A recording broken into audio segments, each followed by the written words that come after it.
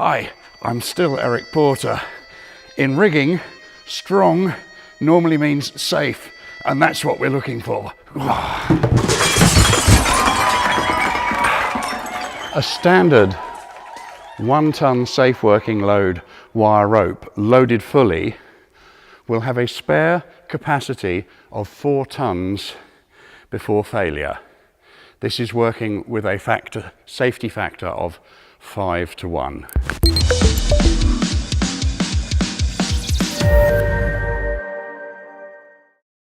There are instances when a 10 to 1 factor of safety is called for. So perhaps we will limit the load on it to 500 kilograms, or 1/10 of its theoretical MBL, that's minimum braking load. It will now have a spare capacity of 4.5 tons.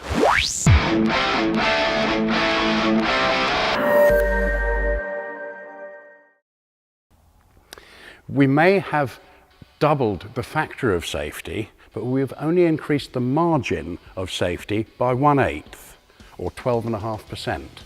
There are many good reasons for increasing our factors of safety in these days of highly technical shows with heavy elements moving quickly above people.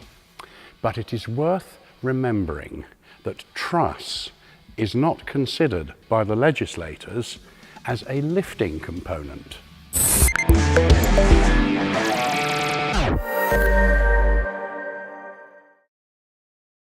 We commonly use truss as a lifting beam or lifting frame, but its design, component quality control and construction fall under legislation known as Eurocode 9.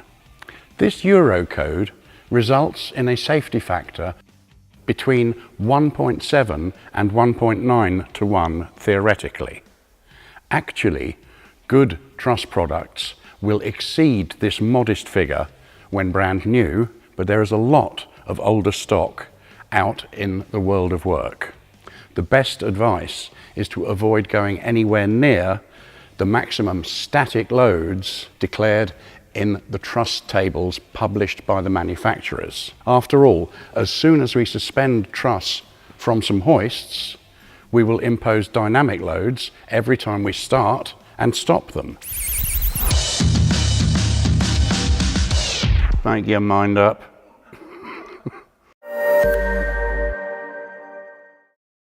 Another issue to consider is the strength of what we are hanging from.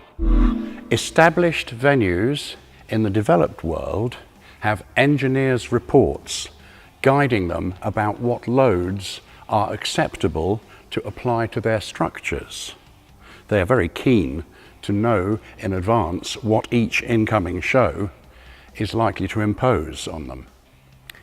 Established outdoor roof systems have been similarly well analysed by structural engineers and should not be modified for a challenging show without re-analysis by qualified people.